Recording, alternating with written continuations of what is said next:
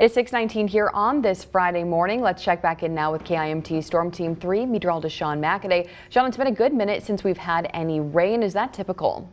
Yeah, typically rain sometimes you get a couple of weeks where it's really rainy and then you get a couple of weeks where it's not rainy. But to avoid drought, you need it to go back to some rainy weeks. And we're at that point where we're like, all right, we need some of that. We haven't had a good rain in almost 2 weeks. The last good one was May 13th or 14th, depending on what you consider a good rain. Here's the typical amount of rain we get for Rochester and Mason City for the months going forward. In May, typically Rochester gets over 4 inches and Mason City gets over 5. Our wettest month of the year is June, and then we hold on to similar patterns into July and August. So generally summer is quite wet. Here's how much we've had so far. Rochester, we're above average. Mason City, we're not there yet. All of this rain came in the first 2 weeks of the month. Now that we're getting towards the second half of the month, we haven't seen any rain, so that's nice. We're still around or just above average, especially in Rochester, but we need to start getting that. So as we work into June, we need to be getting around, give or take, 1 inch per week. It matters more, not that we hit average every month, but more so that we're more so wet week in, week out than not. That's how you avoid drought. To reiterate, we're not in drought conditions yet. We're not there, but if we don't, this rain like a week out from now doesn't start to materialize, then we're going to start to get worried.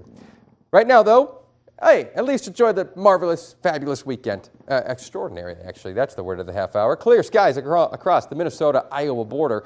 Very sunny. Temperatures are in the mid-40s. We're closer to 50 degrees in Albert Lea and Mason City. Mason City at 46. But soon we're going to start to warm up quickly now that the sun is up.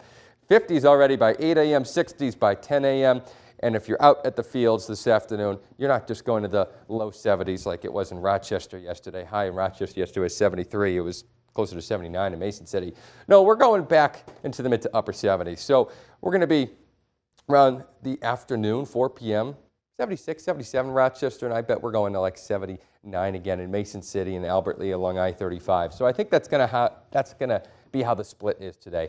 Highway 52 corridor, mid to upper 70s. I-35 corridor, upper 70s. Overnight, we're going to drop back down to 50 degrees, and then we're going to warm back up. Winds out of the south blowing in even warmer air. 80 degrees tomorrow. For the North Iowa Band Festival Parade tomorrow, you could not draw up a more extraordinary forecast for that.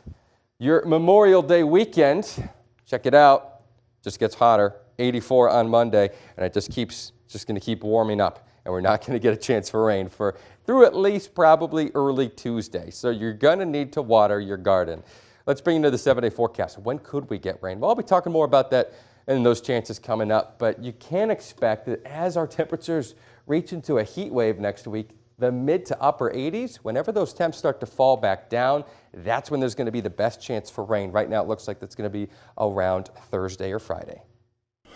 Thanks, Sean. Some people like to fly kites on Memorial Day weekend. Others prefer their flying machines in a different form, maybe paper. This is their day. It's National Paper Airplane Day. People have been making them since at least 1909. Some people think they were doing it as much as 2,000 years ago in China. Though you've got to think if they were making paper planes, they probably would have beaten the Wright brothers at making a real one. The largest paper airplane was created in Germany in 2013. It had a wingspan of almost 60 feet, and Joe Ayoub holds the record for longest distance a paper airplane flew at 226 feet.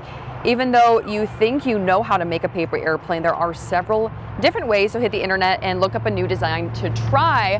Sean and I have some paper airplanes that our producers Andy and Sophie made for us. Mine says Annalise Airlines. And I am Lufthansa. Lufthansa.